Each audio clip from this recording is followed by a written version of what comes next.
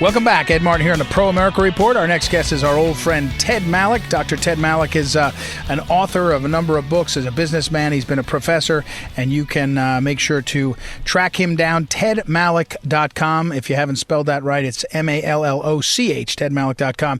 He's got a piece over at American Greatness, amgreatness.com, which I guess I posted a day or so ago, the title of which is How Thrift Became a Casualty of the Fiscal Plandemic. Welcome back, Ted Malloch. How are you?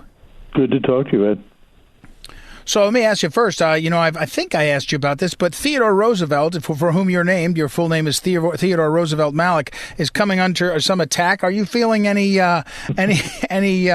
discomfort about your namesake? No, and if you look at my shelf, which is just behind me, I've got photograph, all of his biographies, which are many, a good handful of his books. I think he wrote 32 or 40 books. And don't tell me, but I also have a bust. There you go. I won't tell anyone. They may come to find you. Confiscate my library. That's right. Yeah, it's funny. Well, that's good. Well, I think it's a crazy world, and it's not even worth talking about. Now, I want to get to that. Not worth dwelling on now. We've talked about it before, but I want to get to this point. I think it's a really good one. I like how you pick these out. And again, over at amgreatness.com, that's the website for American Greatness. Ted, walk me through this column and set it up. I think the keystone that you refer to is such a good one. So walk us through what you're saying and how you get there. It's a good story. A researcher is always looking for a way to utilize his stories. Thrift has become a kind of four-letter word. In conservative circles, we often talk about, national security conservatism. We talk about social conservatism. But sometimes at least recently, we seem to have forgotten this other key part of conservatism, which is fiscal conservatism. In other words, we're talking about the largest of the government. Well, it's the government that spends our money. It's money that taxpayers earn that is confiscated by the government, and we have to be very, very prudent, very, very careful, very, very balanced about that.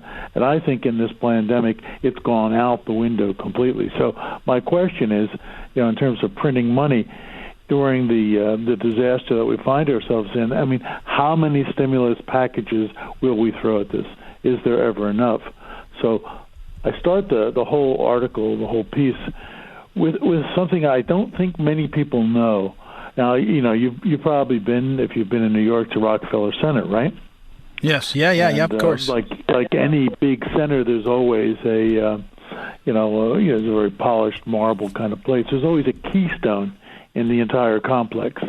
So it was named after John Rockefeller, who was, of course, one of the richest, if not the richest man in American history. And you know the setting. You've seen the fountains, you've seen the fine shops, the skating arena, the great Christmas tree. Some of us like to forget that NBC Studios is also there. What I'm saying is that in the center of that whole complex is a single block that has a keystone, and on it is a single word, and that word is thrift.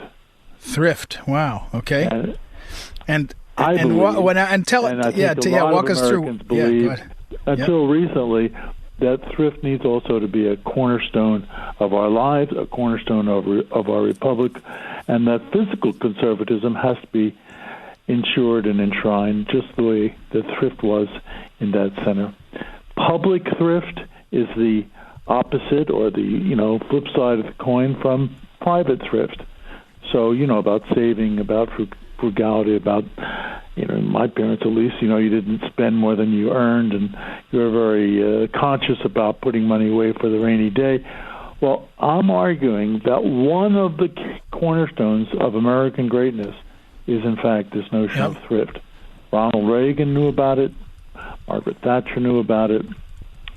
And now we've passed U.S. debt of $100 trillion, and it keeps growing and growing and growing. And this pandemic has, in fact, we've given away $8 trillion already. The Democrats want to give away $3 trillion more. They have a new 1,800-page hyper-liberal bill that includes $1 trillion for only blue states and local governments who have broken their own banks, subsidies galore, shoring up of Obamacare, voting by by mail, taking down of statues, what we just talked about, another round of cash to those who prefer to stay unemployed, and a bailout of the U.S. Postal Service. It never ends. And I'm asking us just to take a pause and to take a deep breath and to say, could we restore this notion of thrift, which was the cornerstone of American greatness? We're talking with Ted Malloch, and again, go to tedmalloch.com, his website, and you'll find all his books, and his column is over at American Greatness.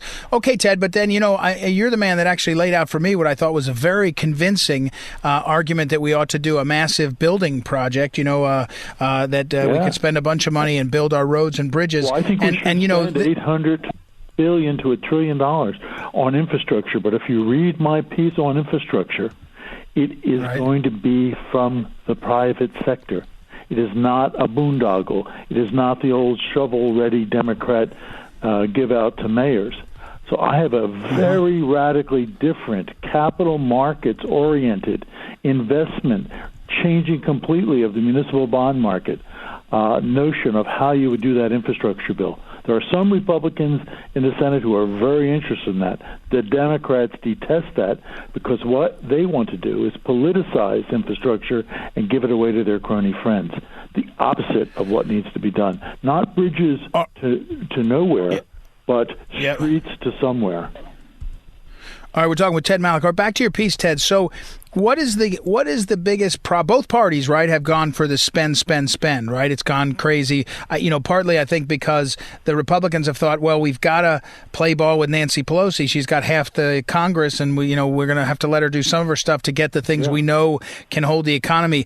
What's your down the road, you get through this crisis, or maybe you're saying right now the pandemic is the problem, but how do you start cutting this back? I mean, one thing Donald Trump knew politically, he wasn't going to run on cutting Medicare because he knew you couldn't win. How do you turn this thing around?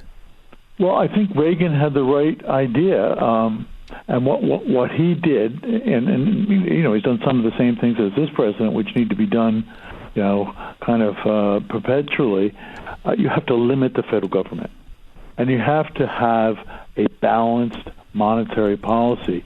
You have to have a balanced budget. You have to stop inflation, which we more or less done, but you have to balance that budget. You've got to get the size and scope of the federal budget under control. I'm willing to argue, and I think you just said it, that many Republicans, particularly in this era, have run on the same premises as the Democrats have. They've not only expanded the government bureaucracy and big government and cash in the hands of all these boondoggles, but they've used it to keep themselves in office. And we need to have this preference for frugality again. We need to get back to this natural endemic, which I think is a policy of Reagan and a policy of Thatcher. We need to have both a communal and a personal redisposition, if you will, to the policies of thrift in both our personal lives and in our civic lives. We're talking with Ted Malloch. Now but you've been around and you've seen this. Is it possible politically? I mean, is it possible right now politically? Never let a good crisis go to waste. It looks like in this case the spending is what they've done instead of anything else. But so, what do you think? Are you optimistic that, say, in a second Trump term he would do that? I mean, how do you see the politics of it? I am optimistic that we'd have some turning of the tides here. The U.S. Treasury issued a report just a couple weeks ago. And they revealed that the government has amassed it's $103 trillion in debt now. Okay, that's all of our liabilities, unfunded obligations, right? So if you break that down, just listen to these numbers. That's $315,000 for every living person in the United States, per person. It's $806,000 for every household in the United States. It's 4.8 times the size of the entire U.S. economy. It's 29 times our annual federal revenues. It's 91% of the combined net worth of all U.S. households and nonprofit organizations, including all of our assets and savings, real estate, stocks, private businesses, consumer durable goods, automobiles, furniture, everything we own. That's where we are.